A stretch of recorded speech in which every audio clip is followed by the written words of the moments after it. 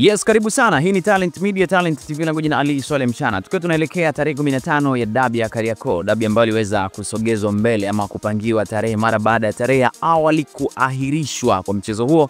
Kumbuka mchezo ulipangwa uchezwe Machi 8, lakini kutokana na sintofahamu ambayo iliweza kutokea, basi TFF walisema kwamba watakaa chini na kuipangia tarehe rasmi mchezo huo wa madabi hiyo. Sasa wakatuambia tarehe 15 ya mwezi huu wa 6 ndio siku rasmi dabi hiyo itaweza kuchezwa ili kukamilisha ratiba ya NBC Premier League, wakati ligi kuu ikiwa inaenda tamati ama ukingoni. Sasa mambo yamekuwa ni mengi sana, huku timu baadhi zikisema zichezi kwa maana Yanga, lakini Simba wakisema wao kwa tayari na watapeleka timu siku hiyo ya tarehe 15. Sasa hapa kutokana na kile ambacho kinaendelea, niko na afisa habari wa bodi ya ligi, namzungumzia Karim Boimanda, yeye akiweka wazi kwamba hii ikoje na nani ambaye anapaswa kuandaa mchezo. Kama tunavyofahamu, mchezo wa kwanza Simba yeye alikuwa nyumbani na kupoteza bao 1-0, lakini mchezo huu sasa Yanga yeye ndiye mwenyeji wa mchezo. Sasa hebu tusikilize kile ambacho amekisema Karim Boimanda. Yeye anasema kwa mujibu wa kanuni Yanga ndio anaandaa mchezo na tunaamini anaendelea na maandalizi. Sehemu ya maneno ya afisa habari wa bodi ya ligi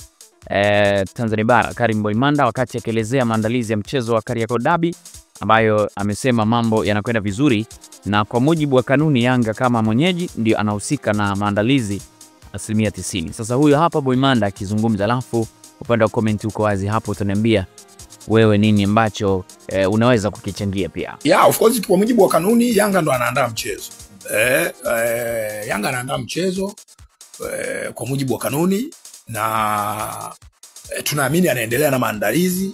Kwa hiyo kwa sasa hivi hakuna jambo ambalo tunaweza tukasema sisi tunahitaji ushirikiano wao, labda wao wanahitaji ushirikiano wetu sisi. Kwa hiyo kwa sasa hivi Yanga ndo wanahitaji ushirikiano wetu sisi kwa ajili ya kuendelea na hayo maandalizi ya huo mchezo. Kwa hiyo kila kitu kinakwenda sawa na tusubiri hiyo Juni 15 wadau washuhudie dabi ya Kariakoo kati ya Young African Sports Club na Simba Sports Club. Yanga ndo mwenyeji. Yanga ndo kwa mujibu wa kanuni anaandaa mchezo. Hana jambo lolote sasa hivi la kutafuta bodi ya ligi kuhusiana na huo mchezo.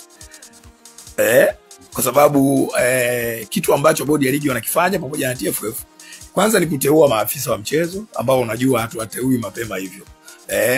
Tutakapokaribia mchezo watatangazwa maafisa wao kwa ajili ya kusimamia mchezo, lakini maandalizi ya mchezo ni ya Yanga kwa 100%. Wao ndo wanaoandaa mchezo na kwa sasa hivi sioni kama kuna jambo ambalo wao wanahitajika kuja bodi ya ligi kwa ajili ya kuomba msaada.